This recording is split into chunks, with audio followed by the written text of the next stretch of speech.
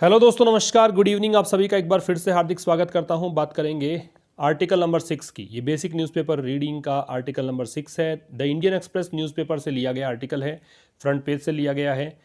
Title है days after he entered DDC polls PDP youth chief held in terror case. क्या कहना चाहता है? डेज दिन प्लूरल है, आफ्टर बाद में, ही एंटर्ड एंटर के बाद में। देखिए दो चीज़ें होती हैं, एंटर के साथ में या तो इनटू लग जाता है या फिर नहीं लगता है। अगर इनटू लगता है तो वो केस होता है कि डील या अग्रीमेंट साइन हुआ है। दो चीज़ें ध्यान रखिएगा, डील या अग्रीमेंट। अगर ऐसी कोई कंडीशन है कि डील या अग्रीमेंट साइन हुआ है तो इनटू लगता है, अन्यथा एंटर के साथ इनटू नहीं लगता है। तो जब उसने प्रवेश किया, अब ये ही कौन आगे पता लगेगा। ये पीडीपी यूथ चीफ है, ठीक है, ये पार्टी है, उसके युवा उस पार्टी के चीफ हैं, उसकी बात है। तो जब उन्होंने डीडीसी पोल्स में प्रवेश किया, पोल्स का मतलब चुनाव है, डीडीसी डिस्ट्रिक्ट डेवलपमेंट काउंसिल के लिए है, ये जम्मू कश्मीर की बात है।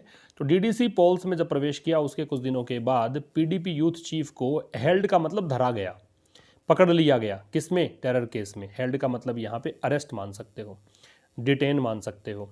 तो इनको धरा गया या जेल में डाल दिया गया, पकड़ लिया गया टेरर केस में, ठीक है, आतंकी केस में। पूरी कहानी क्या है वो देखो, आर्टिकल पढ़ने में समझ में आएगा। 3 days after he filed his nomination from Pulwama district in Kashmir for the district development council poles.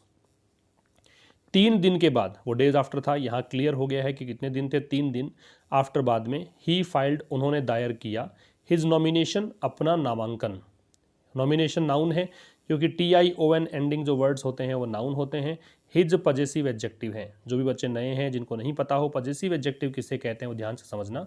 My, our, your, his, her, its और देयर, इन सभी शब्दों को हम क्या बोलते हैं? Possessive adjectives.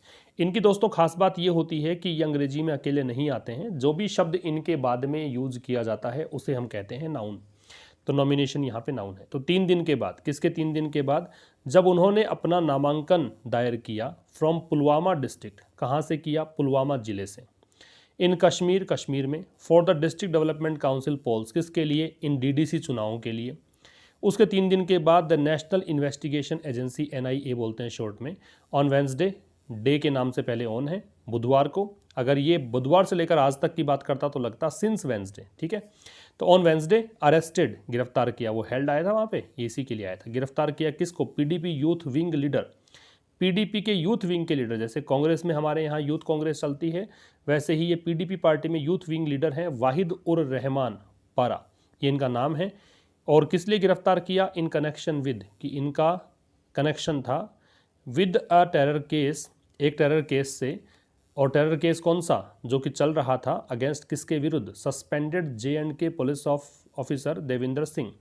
देविंदर सिंह नाम के जम्मू कश्मीर के पुलिस ऑफिसर हैं, सस्पेंडेड हैं ये, इनको सस्पेंड किया जा चुका है। उनके खिलाफ जो केस चल रहा है उनके उस कनेक्शन, उसी केस के कनेक्शन में इनको पकड़ा गया है, ठीक है। तो बहुत सीधी सीधी बातें थी इसके अंदर कि भाई 3 दिन के बाद जब उन्होंने अपना नॉमिनेशन दायर किया पुलवामा ज़िले से कश्मीर में डिस्ट्रिक्ट डेवलपमेंट काउंसिल चुनावों के लिए, उसके 3 दिन के बाद NIA ने वेंसडे को PDP यूथ विंग के जो लीडर हैं, इनका नाम है वसीम उर रहमान परा, इनको टेरर केस में गिरफ्तार किया है। और टेरर केस जो है वो किसके खिलाफ चल रहा था? जम्मू कश्मीर के पुलिस ऑफिसर देविंदर सिंह, जो कि अब सस्पेंडेड हैं। फिर देखिए टुडे, अब देखो आप कह सकते हो कि ये जो दे रखा है इन्वर्टेड कोमाज, इसका मतलब ये बात किसी के द्वारा कही गई है। आप जब डायरेक्ट इनडायरेक्ट पढ़ते हो ना, उसमें डायरेक्ट स्पीच में लिखा गया सेंटेंस है ये। जैसे देखो यहाँ से लेकर यहाँ तक की तो रिपोर्टेड स्पीच हो गया, और ये NIA स्टेटमेंट सेड, ये रिपोर्टिंग वर्ब हो गई। ये आपने पढ़ा होगा, थोड़ा सेंटेंस लंबा है, क्या फ़र्क पड़ता है। तो यहाँ से पढ़िए NIA स्टेटमेंट सेड। सबसे पहले बात तो N कैसे लगाया, तो NIA, इसको जब आप लिख के देखोगे ना तो इसको लिखोगे N ऐसे। तो N में देखो A है, वो वाउल साउंड है, वाउल साउंड है इसलिए N का प्रयोग है, ठीक है। कॉन्सोनेंट साउंड होता तो A लगाते। तो एक NIA के स्टेटमेंट में, एक NIA के वक्तव्य में कहा गया, क्या कहा गया? ये कहा गया कि टुडे NIA अरेस्टेड वाहिद उर रहमान परा, कि आज NIA ने गिरफ्तार किया किसको? इस व्यक्ति को। किस लिए किया? इन कनेक्शन विद, मतलब इनका संपर्क था, इनका कनेक्शन था किससे? नाविद बाबू देविंद्र सिंह केस, इस केस से। किस लिए? फॉर सपोर्टिंग, फॉर के साथ ING, क्योंकि प्रेपोजिशन अपने बाद में आईएनजी लेता है। किसको सपोर्ट करते हुए? हिजबुल मुजाहिदीन इन कॉन्स्पिरेसी षड्यंत्र को बोलते हैं। इसका सिनोनिम प्लॉट हो सकता है। कॉन्स्पिरेसी का मतलब षड्यंत्र। तो हिजबुल मुजाहिदीन को सपोर्ट करने के लिए, और सपोर्ट किस लिए किया? In conspiracy with the accused persons. तो इन कॉन्स्पिरेसी षड्यंत्र with the other accused person, accuse का मतलब आरोपी, पर्सन्स का व्यक्ति, अन्य जो आरोपी व्यक्ति हैं उनके साथ, ये एनआईए के स्टेटमेंट में कहा गया। एक बार फिर समझना। तो एनआईए के एक स्टेटमेंट जारी किया, उसमें क्या कहा गया कि आज एनआईए ने वाहिद उर रहमान को गिरफ्तार किया। किस लिए किया? क्योंकि इसका संबंध था नाविद बाबू देवेंद्र सिंह केस से। किसके लिए? इन्होंने हिजबुल मुजाहिदीन को सपोर्ट किया in conspiracy with the other accused person, मतलब षड्यंत्र रचा था इन्होंने सपोर्ट करने के लिए अन्य आरोपी व्यक्तियों के साथ। तो उसी के संबंध में इनको गिरफ्तार किया गया। देवेंद्र सिंह के बारे में है। देन तब जब इनको गिरफ्तार किया गया उस समय डीवाईएसपी, डेप्यूटी एसपी थे, डीएसपी थे विद द जे.एंड.के पुलिस। कहाँ पर? जे.एंड.के पुलिस में। अब ये देखो, यहाँ से यहाँ तक की बात तो इनका परिचय हो गया। तो फिर से सब्जेक्ट ये है, इसको हैड बीन से जोड़ा। हैड बीन अरेस्टेड, तो देवेंद्र सिंह को अरेस्ट किया गया ऑन जनवरी 11। कब की बात है? 11 जनवरी को। अगर ये 11 को हटा दोगे, केवल डेट ना होके मंथ होता, तो इन जनवरी यहाँ पे होता। तो देवेंद्र सिंह जो उस समय के डीवाईएसपी थे जम्मू कश्मीर पुलिस में, इनको गिरफ्तार किया गया 11 जनवरी को।